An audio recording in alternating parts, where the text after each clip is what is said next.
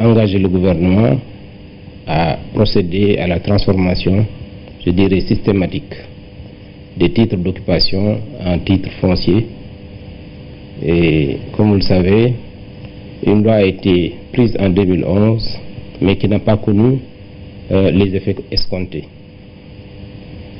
Aujourd'hui, il faudra sécuriser les transactions foncières, protéger les investissements et permettre aux familles qui le désirent d'accéder à la pleine propriété du titre foncier.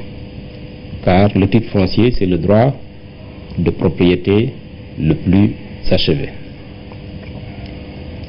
Comme nous l'avons remarqué dans certains quartiers, comme la Médina, Fass, Gueule Tapée, Colobane, Grand Dakar, Grand Yoff, Pikine, Guédiawaye et dans d'autres localités, les populations ont eu à bénéficier de titres précaires et révocables.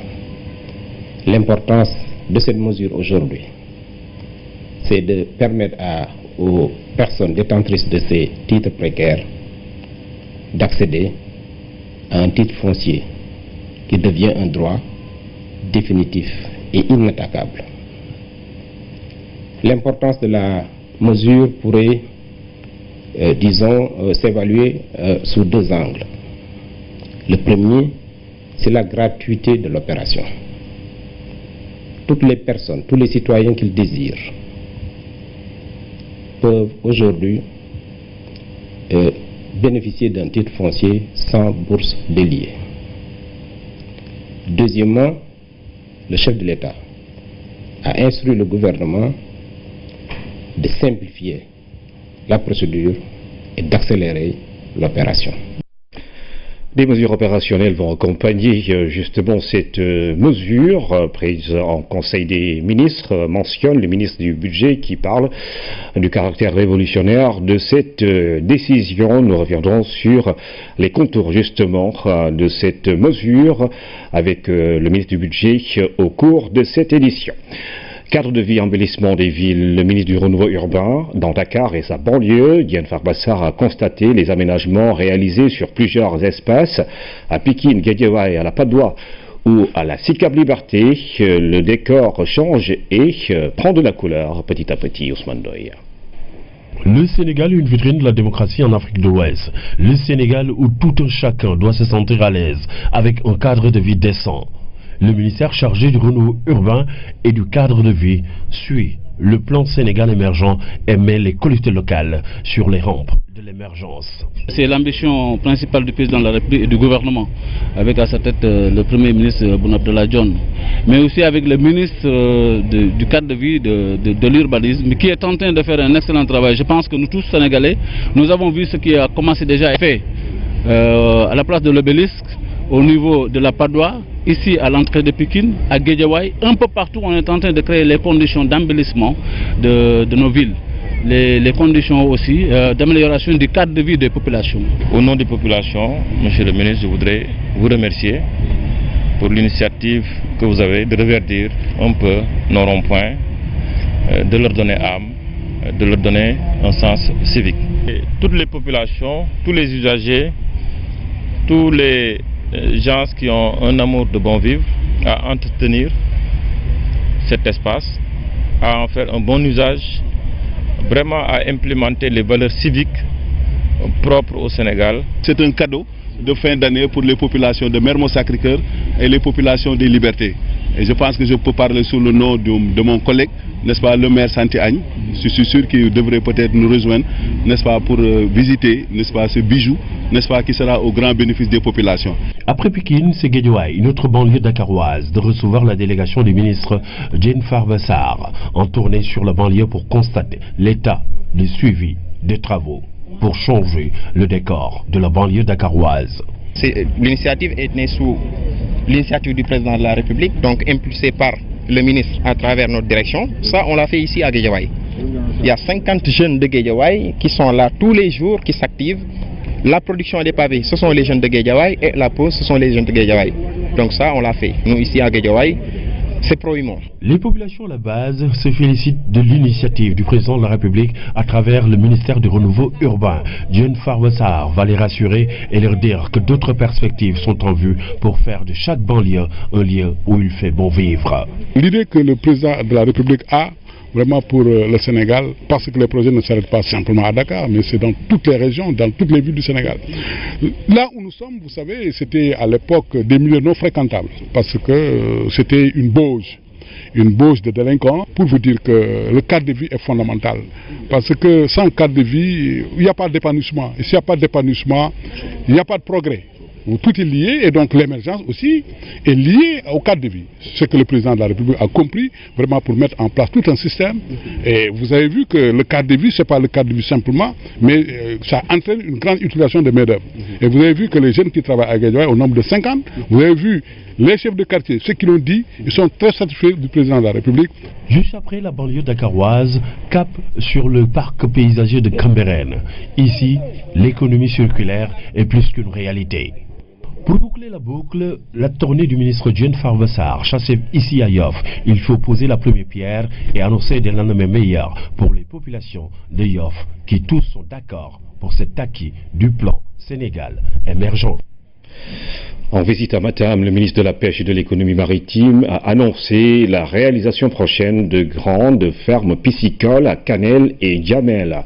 Omar Gueye, qui a rencontré les acteurs du secteur, a promis d'apporter tout le soutien de son département pour le développement de la pêche fluviale au Mokal Somsal.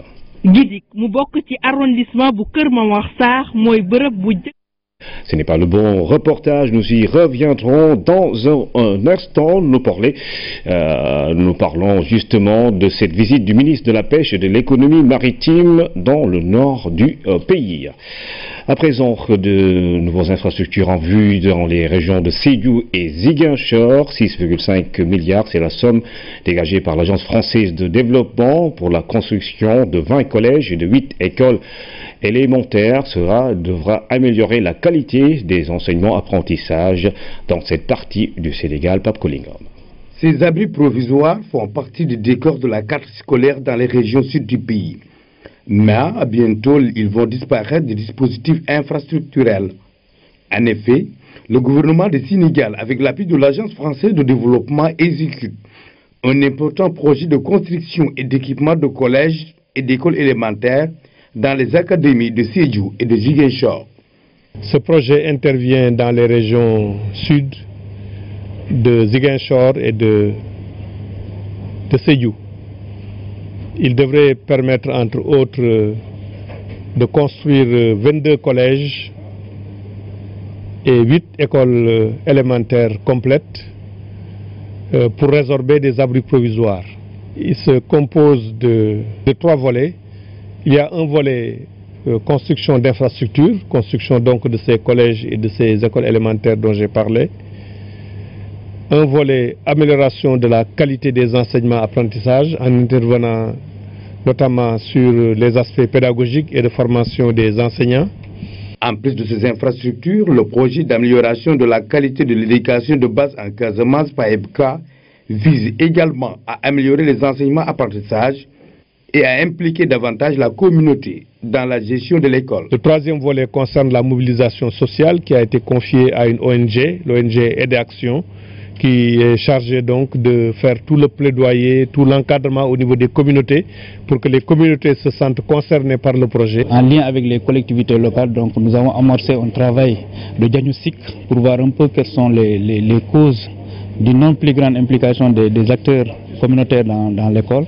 Et sur la base de ça, nous avons travaillé sur certains thèmes, certaines thématiques, un peu tout ce qui est lié à la transition entre le primaire et le collège, mais aussi tout ce qui est lié aux violences en milieu scolaire.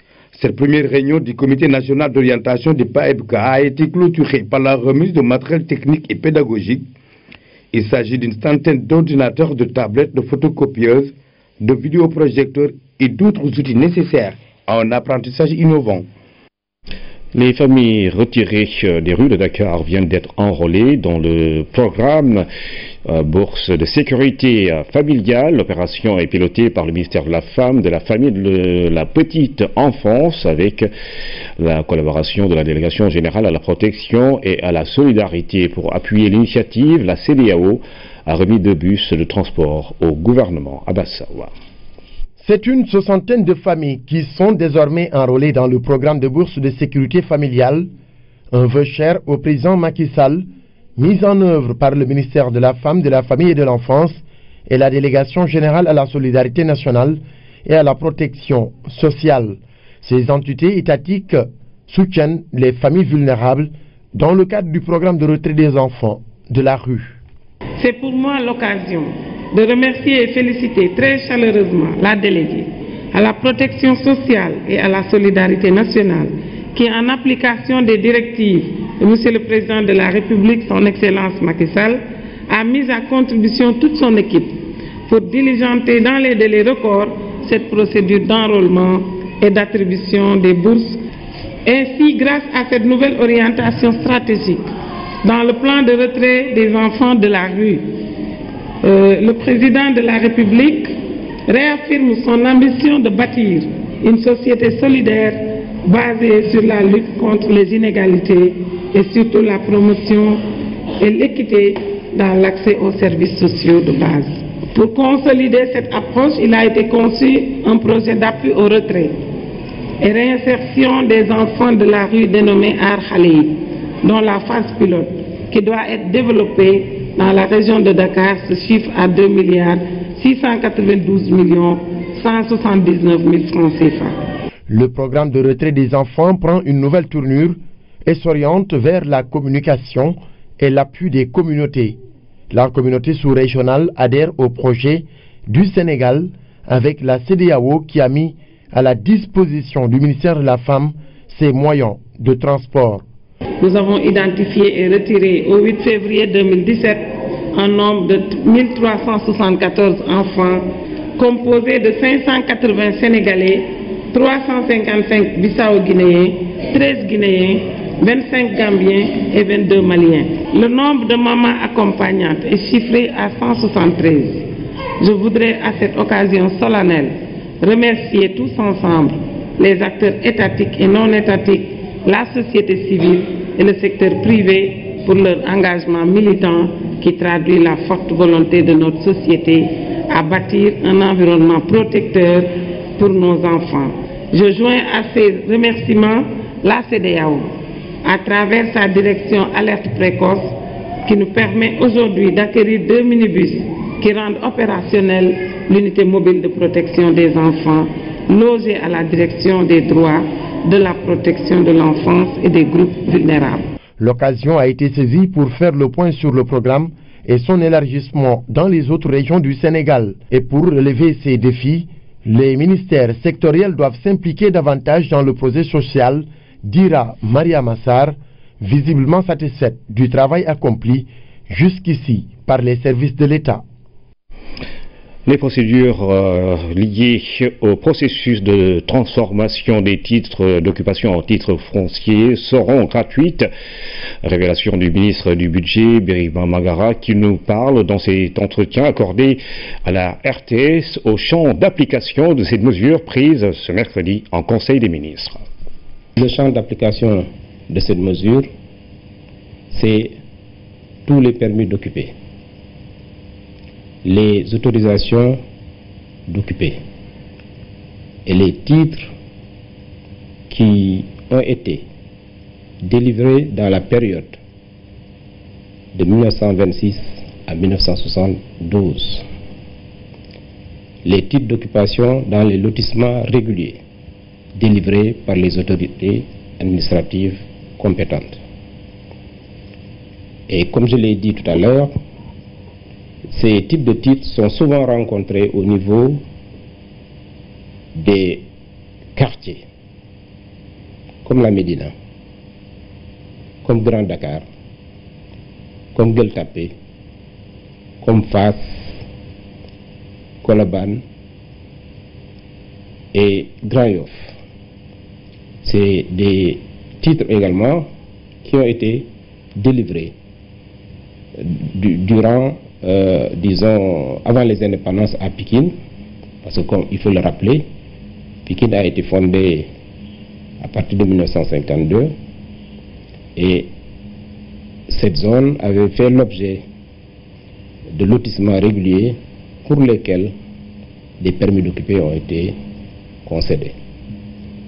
Donc ces quartiers, les habitants de ces quartiers et les titulaires de ces titres précaires peuvent aujourd'hui se prévaloir de titres fonciers. Mais cette mesure a une autre portée. Le président de la République a estimé que les populations des parcelles assainies, qui en réalité sont dans une assiette qui fait l'objet d'un titre unique au nom de l'État, pourraient également bénéficier de cette mesure. Dans la continuité de l'objectif de conférer à cette mesure un sens uniquement social pour aider les populations qui le désirent sans en avoir les moyens, parce que il y avait avant cette mesure un dispositif extrêmement important qu'est la loi 87-11 qui permet de février 1987 qui permettait de transformer les baux ordinaires et les baux emphytéotiques, notamment en titres fonciers. Mais cette loi n'avait pas, disons, une disposition qui rendrait gratuite l'opération. Le ministre du Budget qui revenait donc sur cette mesure prise en Conseil des ministres consistant à transformer les titres d'occupation en titres fonciers. Nous y reviendrons en plus large dans nos prochaines éditions. Je vous le disais, le ministre de la Pêche et de l'Économie maritime annonce la réalisation prochaine de grandes fermes piscicoles à Canel et Djamel. Omar Gueye, qui a rencontré les acteurs du secteur, a promis d'apporter tout le soutien de son département pour le développement de la pêche fluviale. Oumou Kalsoum Sall. À Waoundé, le ministre de la Pêche a visité le site devant abriter un projet aquacole. L'aménagement commencé en 2006 n'a pu être terminé. Une situation déplorable selon Omar Gueye, qui annonce la reprise prochaine des travaux. C'était un vieux projet que nous avions trouvé là-bas et nous avons pris la décision quand même de terminer ce projet. Nous allons y mettre une certaine somme dans notre BCI parce qu'il était anormal qu'un projet qui avait été initié depuis 2006 puisse rester jusque-là. Donc nous avons pris, nous, la décision de terminer ce projet en attendant d'y voir clair comment ça s'était passé. À développer l'aquaculture dans les zones les plus reculées du pays, une démarche entreprise par le ministère de la Pêche et de l'Économie maritime. À Tchempeng, le site de la future ferme piscicole est identifié. Velingala Fello, aussi dans le département de Ranérou, aura son projet aquacole d'un coût de 220 millions de francs CFA. Ce projet aquacole, à terme, va produire 100 tonnes de poissons par an, avec des cages, une quarantaine, et également va générer des emplois. Chaque projet ici, on aura au moins une centaine de jeunes et de femmes qui pourront travailler et qui pourront avoir des sources de revenus. Pour dire que l'aquaculture, c'est l'avenir de la pêche. Vous savez, cette zone, vous voyez, il n'y a pas d'eau, mais il y a de l'eau dans le sous-sol. Donc nous allons construire un forage. Le ministre a aussi annoncé d'autres projets prévus pour désenclaver cette zone du Ferlo. En venant, nous avons vu quand même l'état de la route. Mais son Excellence, Monsieur le Président Macky Sall, m'a donc instruit également de dire que cette route va être faite dans les plus brefs délais, mais également l'électricité qui va venir. Parce que comme vous le savez, dans la mise en œuvre du PUDC, son Excellence Monsieur le Président Macky Sall, conscient des difficultés qu'il y a, parce que ici à Vélingara Ferlo, le président est venu 2 fois avant même d'être élu président. Pendant ces 2 jours de visite à Matam, le ministre a invité les pêcheurs à s'intéresser davantage à l'aquaculture qui, selon lui, constitue l'avenir de la pêche. Les géniteurs, vous les gardez. Lutte contre Ebola. Dakar vient de boucler un symposium international à l'initiative d'un consortium mondial de recherche. Plusieurs sommités scientifiques ont fait le déplacement du Sénégal. La rencontre a permis de montrer le rôle de la communication en direction des communautés, surtout en période d'épidémie. Mais il était surtout question des essais cliniques, comment les conduire et les faire accepter par les populations, quelle doit être la contribution des chercheurs africains. Autant de questions abordées, Oumar Diawa. Plusieurs acteurs de la lutte contre Ebola sont réunis dans ce symposium international. En plus des médecins, il y a des microbiologistes, des pharmaciens, des spécialistes des sciences sociales et de la communication notamment. À mon avis, il faut tenir compte vraiment de ces deux groupes et de ces deux domaines importants que sont les communautés et la communication. Celle qui parle d'Ebola avec conviction en a la légitimité et la reconnaissance, un honneur pour le Sénégal. Best Minister Award at the World Government Awards in Dubai recently. Congratulations on that. Beaucoup de progrès ont été faits dans le combat contre Ebola, mais une des certitudes de la communauté scientifique et des chercheurs est qu'une nouvelle épidémie peut surgir. We learned at the time that next to the best, we also have the worst. Nous avons appris que le pire pouvait défiler, venir juste après le meilleur. En juillet 2014, les aéroports de Freetown, Monrovia et Conakry étaient pleins de monde qui quittaient à cause de la peur. On a frôlé le chaos sanitaire dans les pays touchés par l'épidémie et aujourd'hui, on admet que la réponse adoptée vis-à-vis des communautés n'était pas la plus adaptée. It was fear. It was because we had not connected properly. Les gens avaient peur parce que nous n'étions pas bien connectés aux communautés. Nous circulions dans nos voitures blanches avec de beaux habits et les logos de nos organisations. Nous nous considérions comme des humanitaires là où les populations voyaient en nous des militaires conquérants. Aujourd'hui, il est question d'un projet relatif au déploiement, à l'acceptation et au respect des essais vaccinaux en Afrique. Les chercheurs du continent ont une carte à jouer. On parle d'essais cliniques et ça nous a permis aussi de rappeler que les chercheurs africains doivent s'impliquer, que c'est une affaire qui s'est passée en Afrique de l'Ouest. Une affaire douloureuse qui s'est passée sur cette partie du monde déjà tourmentée par plusieurs autres maladies. Plus de 11 300 personnes dont 500 soignants avaient été emportées.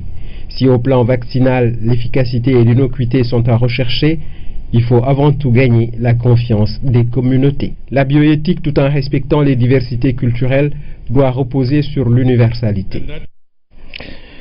Le chef de l'État a reçu cet après-midi une délégation du groupe Société Générale. L'institution entend contribuer davantage au financement de l'économie sénégalaise. La banque est présente dans notre pays depuis plusieurs décennies.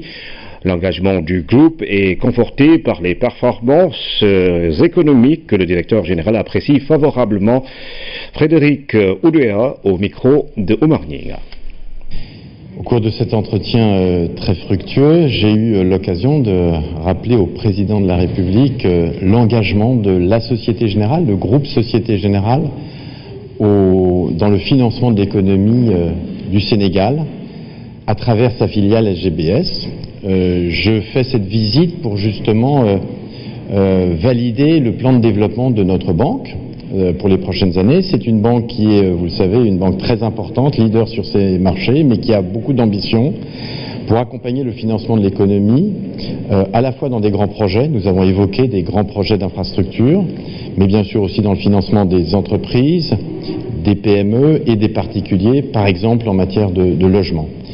Et puis j'ai mentionné au président qu'au-delà de ces efforts importants, de ces ambitions, nous allions aussi lancer dans un mois une banque alternative qui va favoriser l'inclusion financière avec une marque qui s'appelle YUP, YUP, et qui va permettre à beaucoup de citoyens sénégalais qui n'ont pas nécessairement un compte bancaire d'accéder à des services financiers avec, à mon avis, beaucoup d'utilité, beaucoup de simplicité et je pense au bénéfice de l'économie. Voilà, donc j'ai rappelé au président cet engagement personnel et à quel point notre présence au Sénégal est stratégique pour le groupe Société Générale. Le Sénégal est un pays qui connaît une forte croissance. On a évoqué ses perspectives, 6,7% de croissance l'année dernière, je crois, avec un pays qui a la confiance des investisseurs internationaux, un pays qui offre de la stabilité politique, économique et sociale, et donc évidemment pour nous qui sommes présents depuis de très nombreuses années, cet ancrage dans l'économie et notre contribution au développement du Sénégal. Voilà, donc je crois que nous voulons être une banque responsable et aider le président, bien sûr, dans l'ambition qu'il a légitime pour le développement du Sénégal.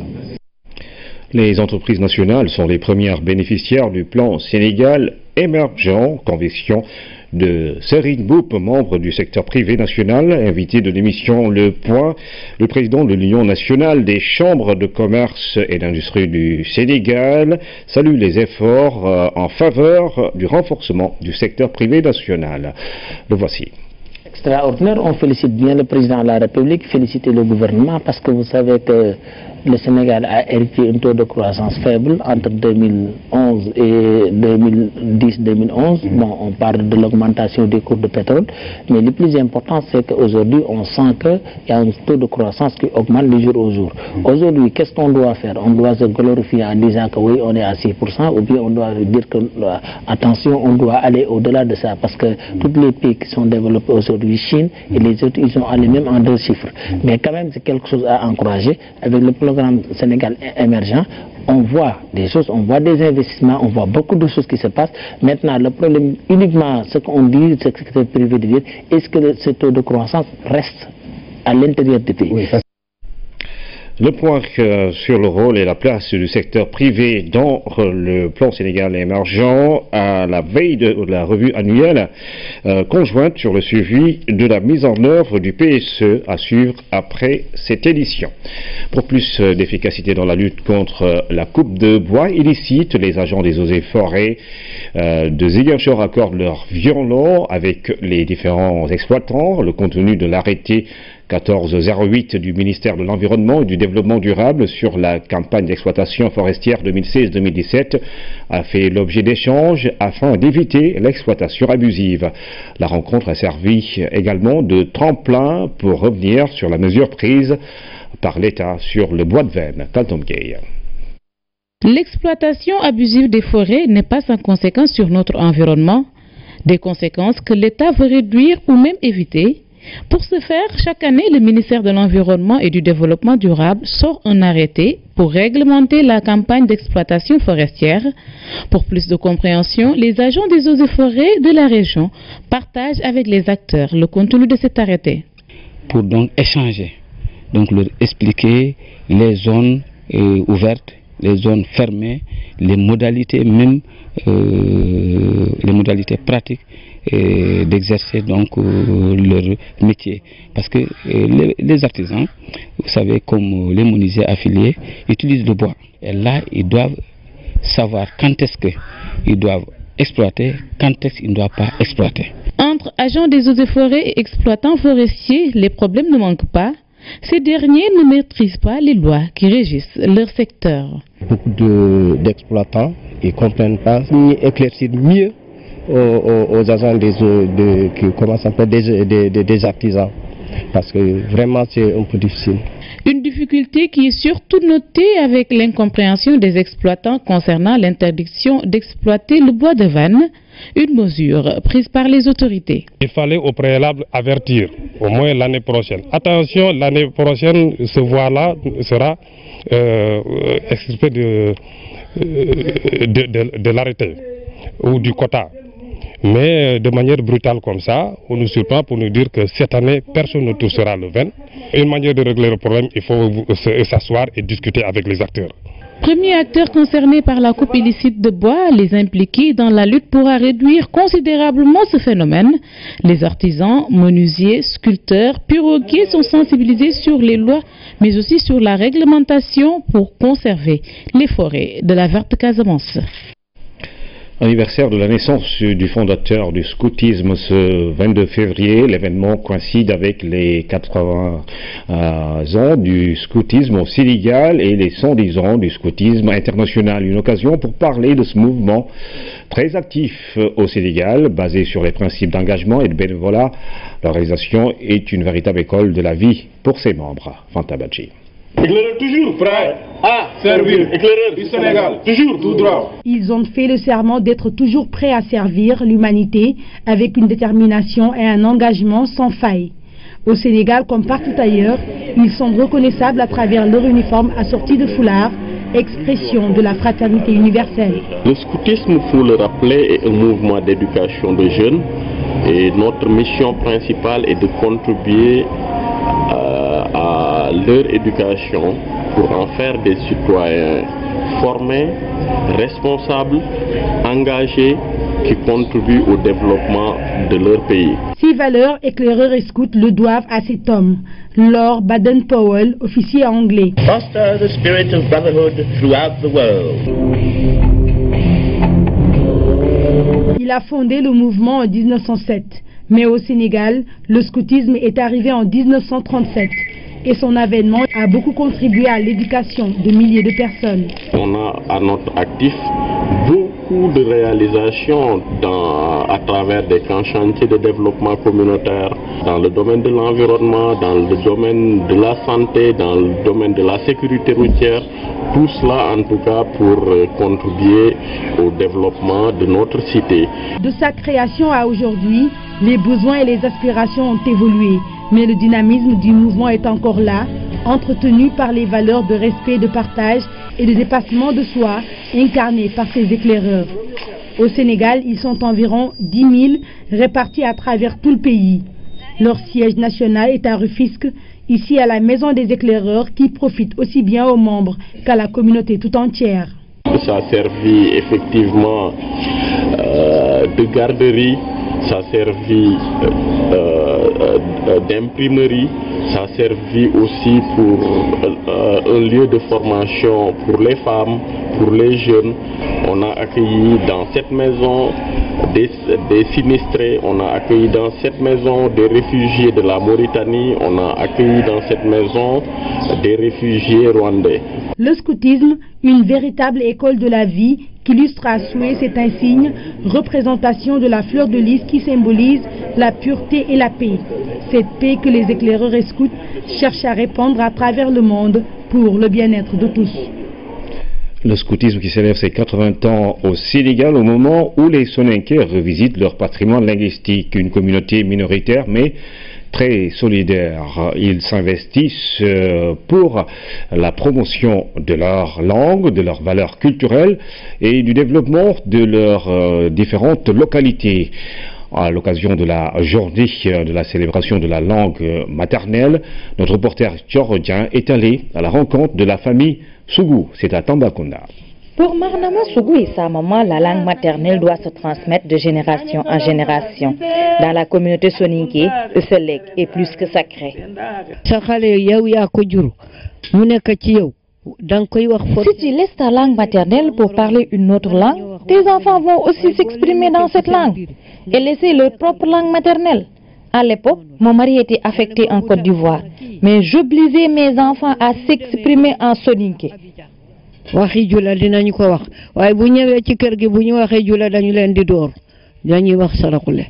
À Tambacounda, dans la sous-région et partout ailleurs dans le monde, les soninké adorent vivre en communauté. Ceci pour s'entraider et mutualiser leurs efforts afin de promouvoir le développement endogène et durable. Dans la maison familiale, presque tout le monde est parti en Europe. Ça, c'est grâce à la solidarité de la communauté soninké. Dans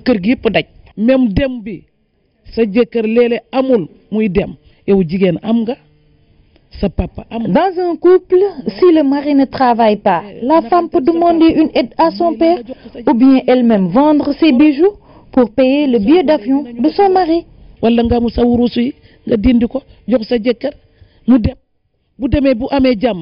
Dès qu'on parle de valeurs et de richesses culturelles, l'occasion est saisie par la mère et sa fille pour élever la voix et chanter.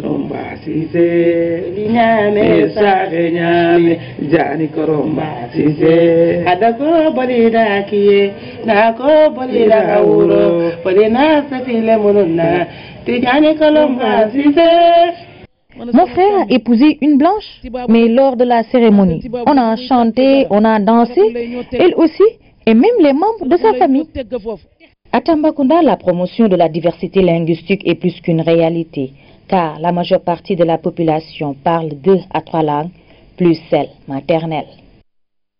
Une gencive qui saigne pendant le brossage, cela peut bien indiquer une pathologie, la gingivite. Comment éviter cette maladie, respecter les règles d'hygiène ou maîtriser les techniques de brossage? Dans la rubrique santé de ce mercredi, quelques clés avec Oumou Baldé. Parmi les signes courants de problèmes bucco-dentaires, il y a le saignement des gencives pendant le brossage, un symptôme qui cache très souvent ce que l'on appelle la gingivite. C'est une inflammation de la gencive. Cette gencive-là, elle devient molle. Elle est molle, rougeâtre. Elle est sensible, hein, et elle saigne au moindre contact. Au moindre contact, la gencive va saigner. La cause majeure de la gingivite est l'accumulation de la plaque dentaire sur le rebord de la gencive. Une plaque envahie par des bactéries qui vont agresser et provoquer l'inflammation de la gencive. Elle survient quand il y a un défaut d'hygiène. Donc quand on ne se brosse pas bien les dents, il y a une plaque bactérienne qui va rester au niveau de la gencive. Elle va se calcifier et former ce qu'on appelle le tartre. Donc ça va causer ce qu'on appelle la gingivite tartrique. Il y a aussi une gingivite liée à des perturbations hormonales et qui surviennent lors des menstrues. Il y a aussi la gingivite qui apparaît lors de la ménopause. On peut avoir une gingivite avec la prise de certains médicaments, comme les anti-épileptiques par exemple. Quelle qu'en soit la cause de la gingivite, une bonne hygiène bucco-dentaire peut aider à limiter son développement. Cela passe forcément par une bonne maîtrise des techniques de brossage. D'habitude, il faut se brosser 3 fois la journée, 3 fois, de préférence la nuit.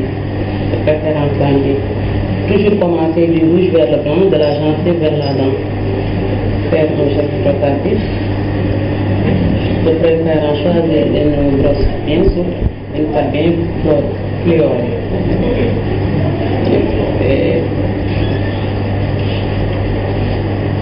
à l'intérieur, brosser aussi la langue, faire la même chose vers le haut, du rouge vers le blanc, pendant 3 minutes. Pour les jours, mais de préférence la nuit avant d'aller. En plus d'une bonne hygiène bucco-dentaire, une visite périodique chez le dentiste peut contribuer largement à prévenir les gingivites, ainsi que les autres problèmes de santé bucco-dentaire. C'est l'un des titres de cette édition. Le gel des importations sur l'oignon est entré en vigueur depuis le 20 février. Paradoxalement, 2 jours après, le produit se fait rare dans certains marchés alors que les estimations font état d'une production supérieure à 367 000 tonnes en 2016. Alors, comment se comporte le marché? Le point à Gueltapé, Tiaroy, avec Aminata Bengfal. Quelques jours après le gel des importations de l'oignon, le marché n'est pas encore suffisamment approvisionné en oignon local. Le constat au marché Gueltapé des Parcelles Assainies et à Tiaroy est le même. Quelques rares commerçants disposent de l'oignon local.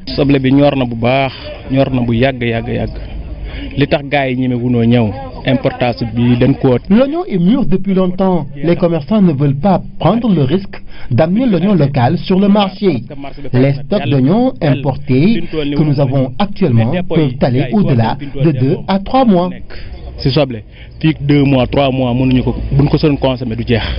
À cela s'ajoute la baisse du prix du sac de l'oignon importé qui est plus prisé, une situation qui ne favorise pas l'écoulement de la production locale.